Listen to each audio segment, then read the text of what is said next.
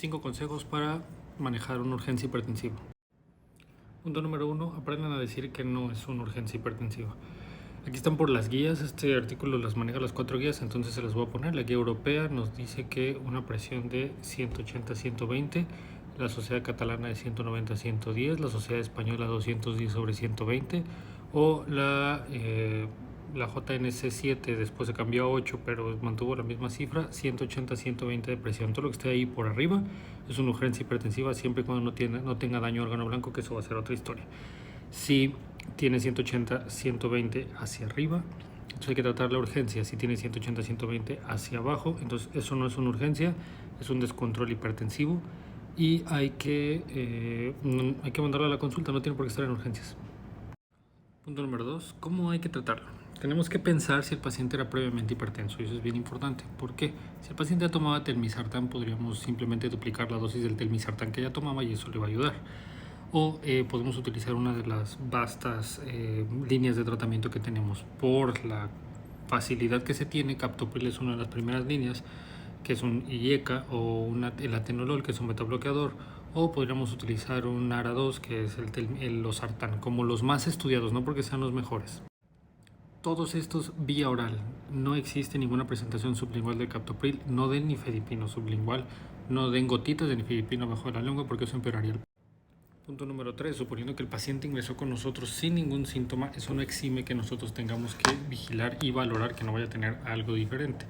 Dentro de los pacientes que tienen por arriba de 180-120 vale la pena valorar los órganos blancos, porque el paciente puede no ser tan expresivo o puede tener alguna situación en la cual no les puedo comentar exactamente lo que tienen. ¿Cuáles son los órganos blancos? Vamos a tener cerebro, EBC isquémico, EBC hemorrágico o encefalopatía hipertensiva. Puede ser el ojo, en la retina, un desprendimiento de retina que el paciente normalmente mencionaría, que siente como una telita, como si una cortina estuviera cayendo sobre su ojo. Otro órgano sería el corazón. En el corazón hay que valorar infarto, hay que hacer un electrocardiograma a todos los pacientes con crisis hipertensiva, con urgencia hipertensiva. Hay que valorar que no tenga datos de falla cardíaca aguda, edema agudo de pulmón. Y hay que valorar también que no tenga dolor torácico por una disección aórtica o por propio infarto.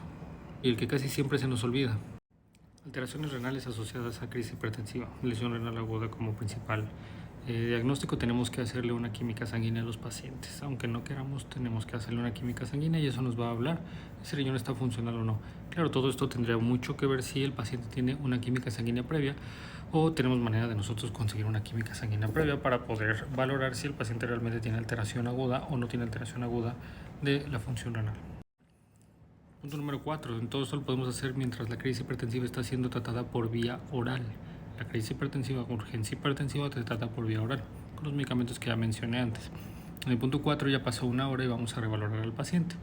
¿Cuánto tiene que bajar la presión? La presión debe de responder al tratamiento hipertensivo, bajando aproximadamente entre un 20 y un 25% de la presión arterial que tuvo cuando ingresó. Si esto sucede así, ¿qué podemos hacer? Continuar con el tratamiento habitual, mandarlo a la consulta externa o iniciar un tratamiento, porque el paciente probablemente no tenga ningún tratamiento, y mandarlo a la consulta externa.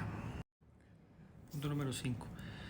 También es un punto muy importante, y es que las crisis hipertensivas o las urgencias hipertensivas pueden estar asociadas a otra cosa y hay que valorar muy bien al paciente, porque el paciente puede traer una infección de vías urinarias que lo explique todo, puede traer un problema, una crisis migrañosa, una situación familiar que lo esté estresando, puede tener muchas cosas y eso también hay que tratarlo, porque si no la crisis hipertensiva no va a mejorar y puede empeorar y convertirse en una emergencia hipertensiva.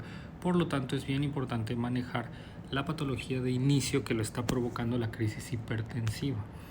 Y aquí hay un punto bien importante: hay que valorar cuándo la crisis hipertensiva es una crisis hipertensiva y cuando tenemos un paciente con signo de hipertensión de alguna otra enfermedad. El dolor agudo puede provocar que se suba la presión, una migraña puede provocar que se suba la presión, estar en el hospital puede provocar que se suba la presión con el síndrome de las batas blancas. Entonces hay que tomar en cuenta todo esto para que la evaluación del paciente sea la más adecuada. Coméntenme si ustedes agregarían alguna otra vigilancia, algún otro manejo, algún otro tratamiento, o qué harán ustedes ante una crisis hipertensiva de tipo urgencia.